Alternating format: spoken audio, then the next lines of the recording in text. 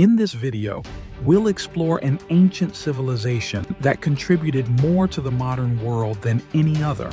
You'll learn about mad emperors, brutal punishments, bizarre public toilets, and more. Here are 10 fascinating facts about ancient Rome. In the Roman army, there was a unique and brutal punishment called decimation. The name comes from Latin, meaning removal of every tenth. If a cohort committed a serious offense like desertion, mutiny, or losing their standard, soldiers could be subjected to this penalty. The unit was divided into groups of 10. One soldier from each group was chosen by lot and then executed by his fellow soldiers, using clubs, swords, or even stones.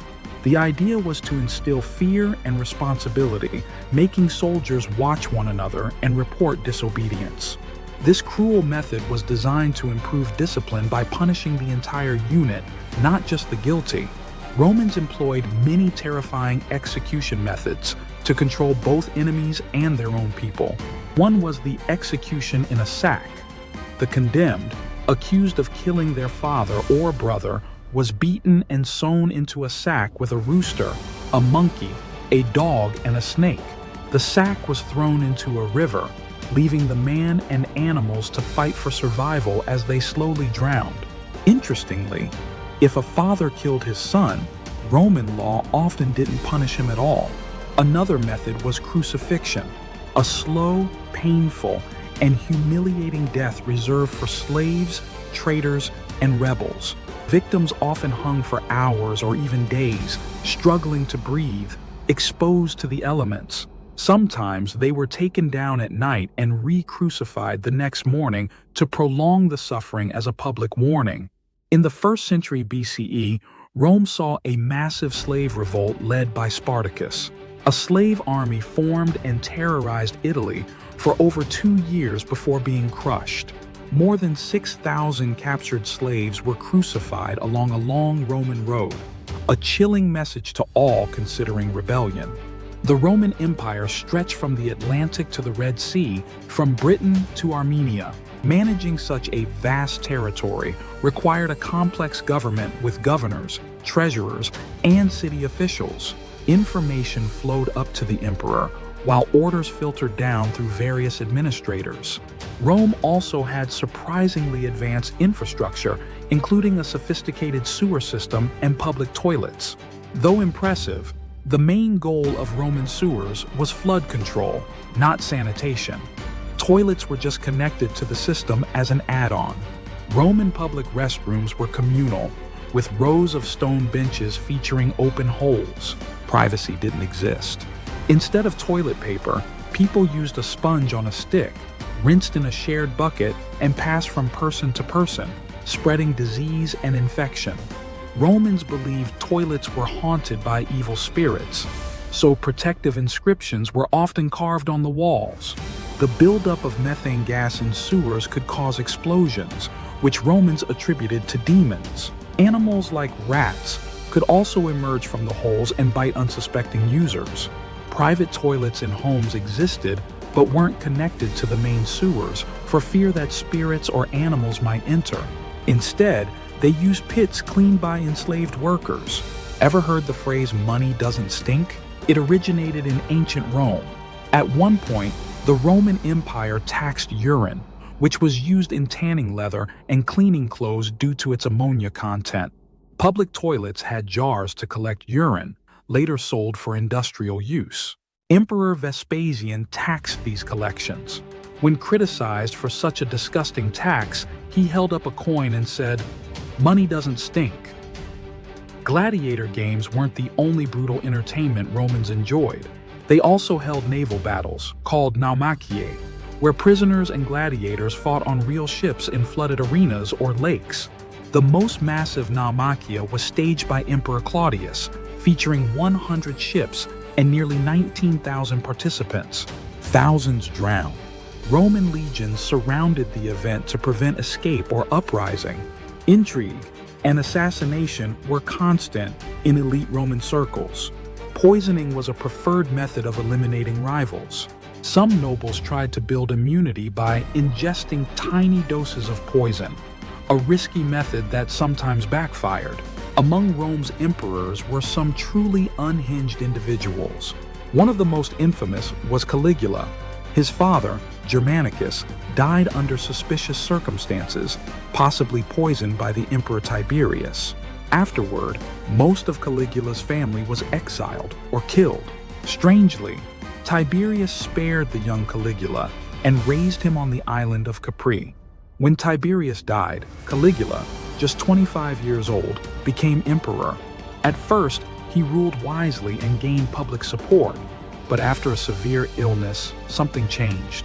He ordered his rival Gemellus to kill himself, then eliminated other potential threats, including relatives. He delighted in cruelty, watching torture from his chambers, and forcing nobles to sit in the sun during games without shade.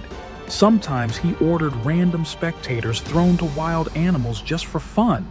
To mock a prophecy that he'd never become emperor unless he rode a horse across the Bay of Baiae, Caligula had a floating bridge built from ships and crossed it on horseback. He declared himself a god and threatened to make his horse a Roman consul. He also indulged in extreme debauchery, often inviting married women to feasts, taking them to his chambers in front of their husbands, and returning to describe their performance. At times, he even involved the husbands directly in humiliating scenes. He married 4 times, including to a much older woman named Melonia Sasonia, whom he paraded naked before troops, boasting of her beauty. Caligula's extravagance quickly drained the imperial treasury. To raise funds, he revived treason trials, allowing the state to confiscate the wealth of condemned nobles. Eventually, his own guards couldn't tolerate him any longer. In 41 CE, they ambushed and stabbed him over 30 times. He was denied an imperial funeral. His ashes were buried in an unmarked grave. Amazingly, he ruled only 4 years.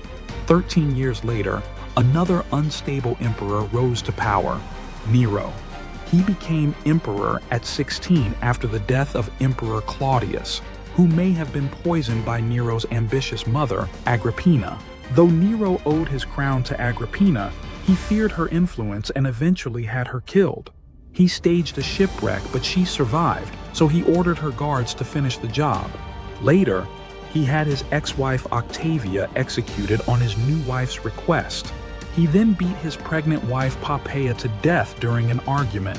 Oddly, he mourned her deeply, preserving her body in a mausoleum, and later marrying a young boy named Sporus, who resembled her. Nero had the boy castrated and treated him as his wife, parading him in public dressed as an empress. He loved performing in theater and often acted as Poppaea, wearing her mask. He disguised himself and frequented brothels, indulging in wild orgies. Yet Nero also enacted anti-corruption reforms and banned gladiator fights, replacing them with Greek wrestling. In 64 CE, a great fire devastated Rome. Though rumors claimed Nero started it, modern historians believe otherwise. He was over 50 kilometers away when the fire broke out and rushed back to help. He opened his palaces to the homeless and began reconstruction. But his new palace was so lavish that people believed he had burned Rome for his own gain. To shift blame, Nero accused Christians and launched horrific persecutions, burning them alive and feeding them to animals. This fueled early Christian portrayals of him as the Antichrist. Eventually, Nero's enemies plotted against him. Facing capture, he took his own life. His last words were reportedly, "What an artist dies in me." Modern media often portrays gladiators as noble heroes. In reality, they were seen as outcasts, even if some became celebrities. Free citizens could become gladiators, but it was considered shameful. One emperor, Commodus, was obsessed with the arena. He considered himself the reincarnation of Hercules and fought in 735 battles. He killed animals from a safe platform and even forced disabled people into mock fights to reenact Hercules' mythical battles. Commodus charged the state for every appearance and renamed Rome after himself, Colonia Commodiana. Eventually, his excesses became intolerable. He was poisoned by his mistress, then strangled by a wrestler named Narcissus. Thanks for watching this video until the end. Don't forget to like and subscribe. Hope to see you again soon.